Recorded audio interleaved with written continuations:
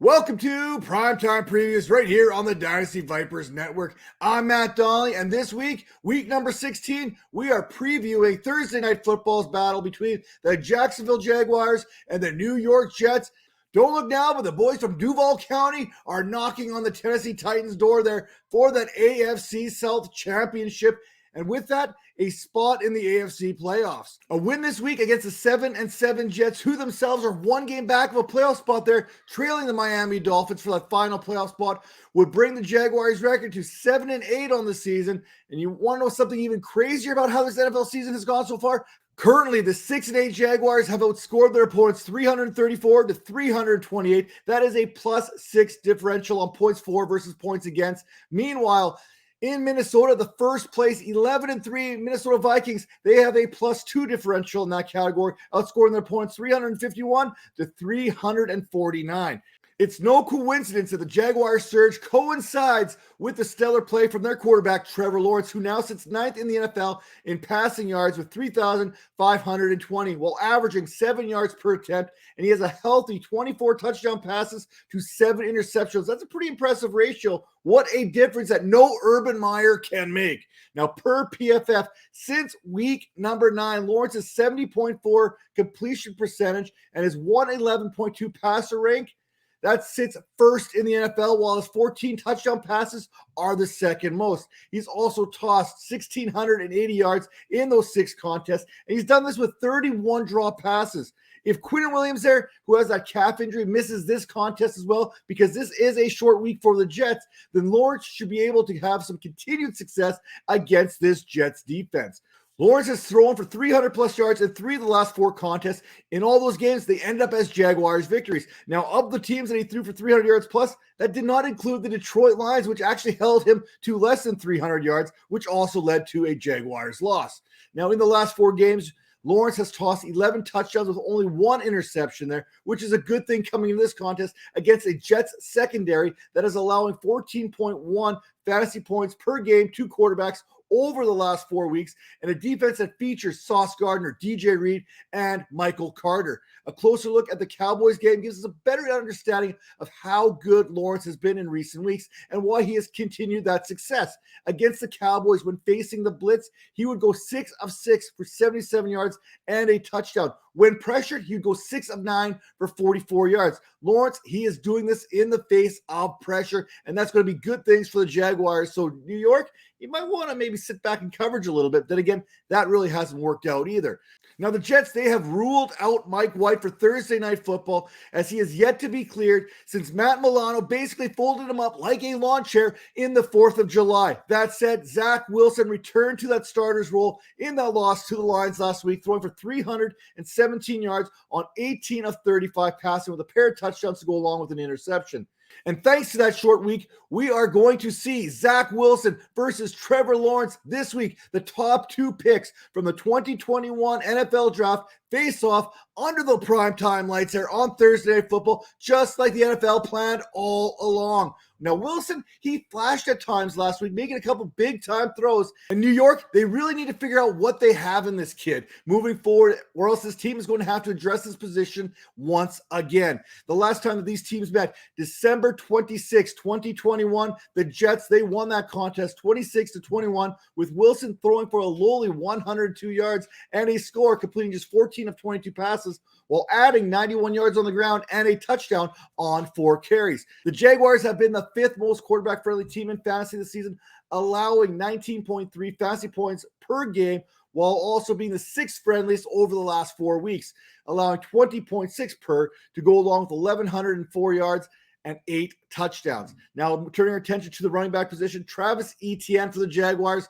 When the Jags traded James Robinson to the Jets, we all thought that meant that we were going to get a Travis Etienne explosion here. Sadly, that has not necessarily been the case. Etienne, he has averaged 5 yards per carry this season, and he sits just 83 yards away from 1,000 on the season. But outside of last week's 103-yard performance against the Cowboys, Etienne, he hadn't run for more than 60 yards in a game since November 6th. Believe it or not, Etienne still has yet to register a game this season in which he had more than 45 receiving yards. Etienne, he only has 4 touchdowns on the ground this year. But since week number 8, he has seen 20 red zone carries, which is the 7th most over that period. So it is reasonable to believe that that trend, it continues this week, and that a touchdown is coming sooner rather than later. It also helps when you're among the top backs in terms of opportunity share, receiving 88% of the opportunity share back in week number 15. Against the Jets, Etienne is facing a formidable front there that has allowed just 2 rushing touchdowns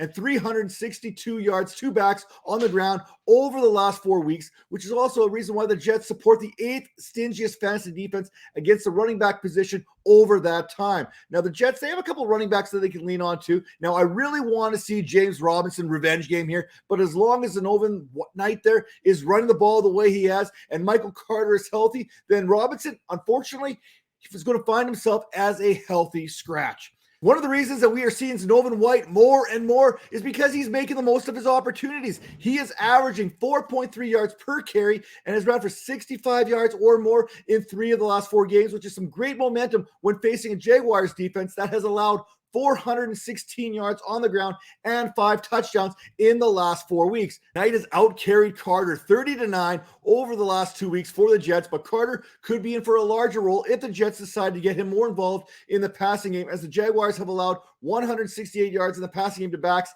in the last 4 weeks. But then again, Zach Wilson, he pretty much hates throwing the ball to his running backs. I love the matchups inside the matchups, and this game is no different, especially how it pertains to these Jacksonville wide receivers versus these defensive backs for the New York Jets. Starting in the slot, where Christian Kirk faces one of the top slot corners in the game today in the other Michael Carter. Now, Kirk, he has seen 116 targets and holding 73 of them for 966 yards this season, while his running mate there, Zay Jones, has 74 receptions for 764 yards. The Jaguars, they haven't had a pair of 1,000-yard receivers since the year of the Allens. Yeah, that's the year when both Allen Robinson had 1,400 yards there and Allen Hurns had 1,031. That was the last time any one of these duos for Jacksonville accomplished that feat. Prior to the Allens hitting 1,000 yards in that season, you have to go back to 2005, probably when Jimmy Smith last did it. Now, per Michael DeRocco there, the Jaguars are on the verge of accomplishing something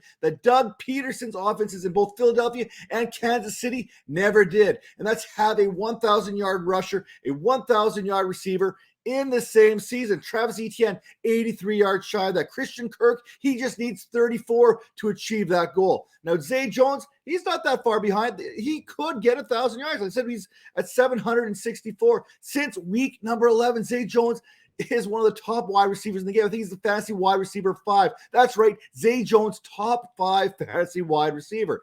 It helps when you put up 3 touchdowns and 109 yards in a single contest. Now, Raiders fans, they can go out there and they can confirm that Jones is one of the hardest working players in the game today. Since week number 10, Jones is 9th in end zone targets, 3rd in red zone targets, and 11th in targets with 48, while heavily being involved in this passing game there for the Jaguars, running a route on 203 of Lawrence's 217 dropbacks.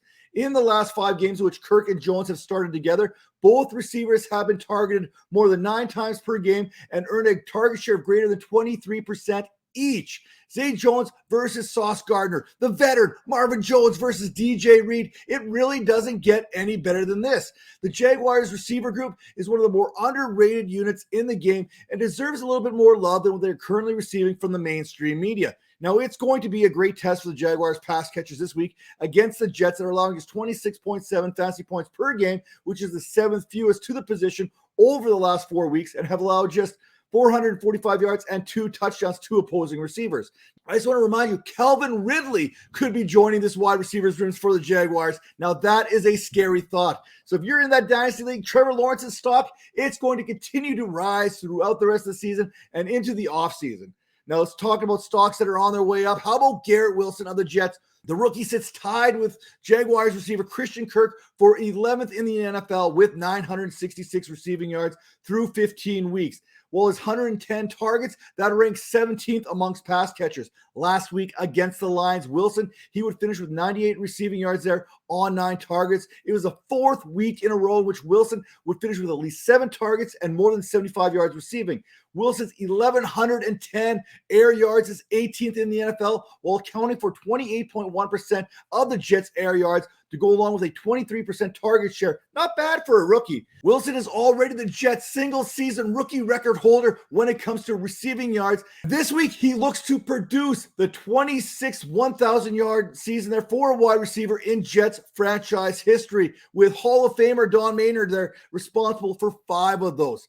Now, we've also got some other receivers here for the Jets that have been getting the job done, including Elijah Moore and Corey Davis. Moore has gotten more and more, no pun intended, involved in this offense in recent weeks. Part of that reasoning lies with the fact that Corey Davis has missed some time due to concussions. Now, Davis, when healthy, has been a dependable target, turning 26 receptions into a pair of touchdowns and 460 yards. For Moore, he has seen 6 or more targets in 3 straight games, recording 60 or more yards in 3 of those last 4 contests. With Denzel Mims' concussion and Jeff Smith ankle set to miss this week, even if Corey Davis is cleared, then Moore should be in line once again for a 75% snap share again this week, working out of the slot, which is a matchup in which the Jets could look to exploit. In terms of fantasy points allowed, the Jaguars have been better over the last month against receivers. However, they are still allowing the 12th most per game at 36.2. In fact, only the Cowboys, Eagles, Patriots, and Colts have allowed more touchdowns to receivers than the 5 that the Jaguars have surrendered. Evan Ingram, tight ends now. Hey, we know what the tight end position has been like in recent weeks, and we've actually got 2 solid plays here in both Ingram and Tyler Conklin. Ingram is going to need another one of those 162-yard performances like he had against the Titans there just a couple weeks ago if he is going to have a 1,000-yard season. And he's going to have to get it done in one of the last 3 games for the Jaguars here in the regular season. Then again, he has seen at least 7 targets in 3 straight contests, so there is a chance that his current 610 yards could flirt with 1,000 before season's end. If you look at the Jets' previous 4 weeks, you'll notice that they have allowed 162 yards and 2 touchdowns to the tight end position and have allowed the 13th most fantasy points. Considering how difficult of a matchup it is for these Jaguars receivers to produce against this Jets secondary, Ingram, he could have a much larger role than many are expecting this week. And as for the aforementioned there, Tyler Conklin, he must be excited this week. I mentioned that Ingram has a good matchup, but Conklin's matchup against this Jaguars defense is even better from a fantasy point of view. Jacksonville is allowing 19.3 fantasy points per game over the last 4 weeks to tight ends and have allowed 3 touchdowns and 303 yards on 25 receptions over that period of time. Conklin comes into this week averaging 7.6 fantasy points per game, and he sits at 106.8 fantasy points on the season. That's less than 10 and a half back of actually qualifying as a top 10 fantasy tight end, which really isn't saying much because talking tight ends this season, it's been like pulling teeth. It's been bad. I mean, the tight end position has been an absolute wasteland. But if you want to try and figure out who to start, who to sit each and every week, you have to head over to fantasypoints.com today and do so before the Super Bowl because you get 30% off by signing up and subscribing to Fantasy Points today. Get that subscription, save yourself 30% up into the Super Bowl, and we will see you next week.